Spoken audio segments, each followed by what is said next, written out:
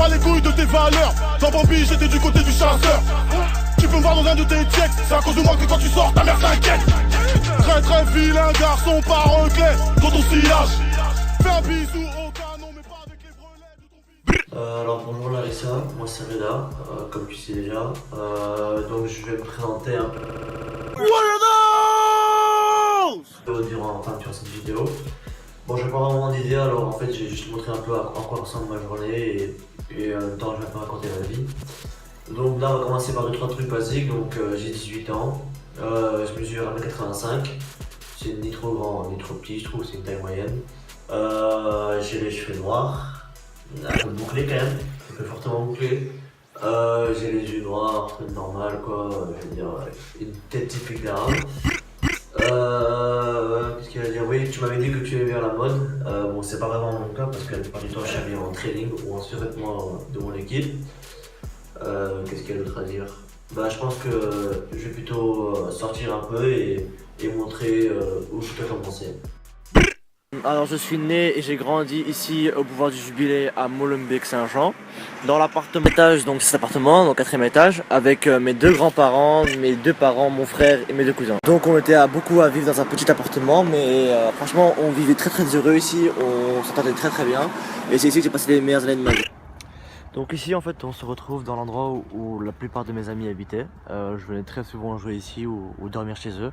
Petite anecdote au passage, en fait ici le soir c'était rempli de robots et de renois parce qu'on regardait les grands jouer en fait, et franchement c'était super, on a vraiment passé de très très bons moments. Là aussi juste à côté de chez moi où on allait toujours manger avec mes amis, et bon aussi des fois au Lidl quand il fallait. Pendant que je filme pour la vidéo il y a une petite bagarre. Bon c'est rien, c'est juste des arabes contre des noirs. C'est pour ça que j'adore Molenbeek-Saint-Jean, c'est qu'il y a toujours quelque chose à faire. En fait, c'est l'avantage qu'on a quand on habite à Bruxelles, il y a tout près de chez soi. Mais bon, bien évidemment, je parle pas seulement de la bagarre, mais je parle par exemple du tram ou du métro, ou des épiciers, des Pakistanais, il y a tout. Bruxelles aussi elle possède beaucoup de beaux monuments. Là-bas, il y a la basilique et derrière ces bâtiments, il y a l'atomium. Bruxelles possède aussi un métro, ce qu'il n'y a pas à Wavre. Hein. D'ailleurs, on va le prendre pour retourner à la maison. Donc on est ici dans ma chambre, on va essayer de trouver 2-3 trucs ici à raconter pour un peu remplir la vidéo. Je pense que tu t'en doutais un peu, donc je suis de confession musulmane, c'est un tapis pour prier 5 fois par jour. Donc à part ça quoi, ma garde-robe elle est pas vraiment aussi remplie que la tienne. Tu m'avais fait montrer et bon, la mienne est beaucoup plus restreinte.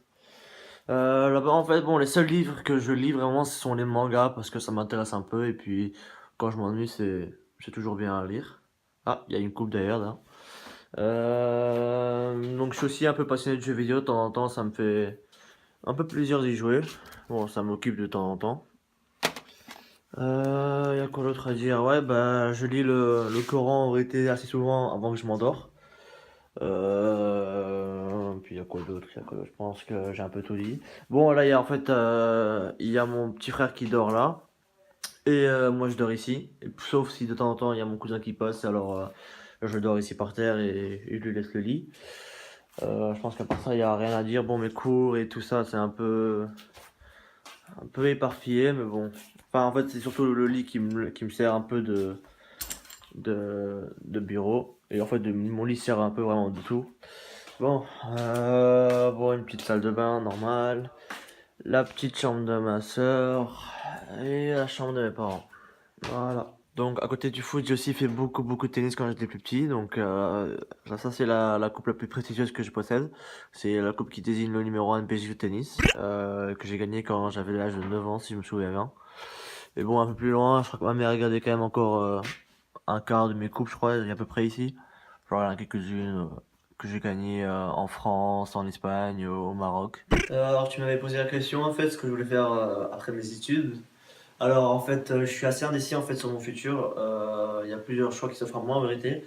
Alors en fait déjà je vais faire la décision, soit je reste en Belgique, soit je retourne au Maroc.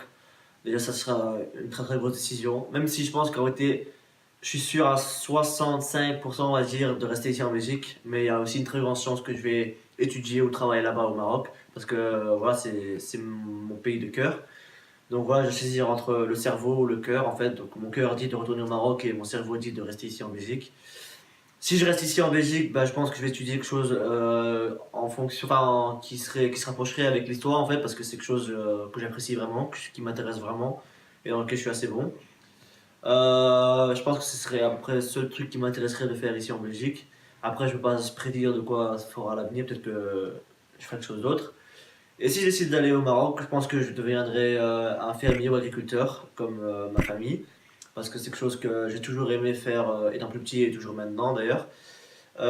Ou bien soit je le fais en alternance avec une carrière militaire, ou bien je fais que une carrière militaire, parce que la plupart de mes cousins et de mes oncles et les enfants de mes cousins en fait sont militaires parce que le service militaire était obligé. Et j'ai encore pas mal de cousins donc qui travaillent encore là-bas et pourraient éventuellement me pistonner. Et puis, c'est vrai qu'une carrière militaire, ça pourrait m'intéresser.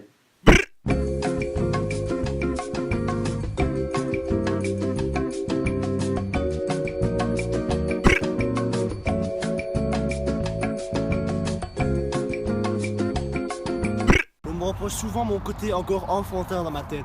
Je ne suis totalement pas d'accord avec ceci. Uh-oh, retard alert! Retard alert, class!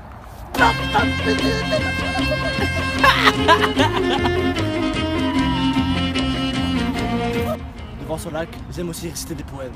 D'ailleurs, je vais vous en réciter un. Mon amour, est-ce que tu veux de la beuh? On sera si heureux. C'était la talette.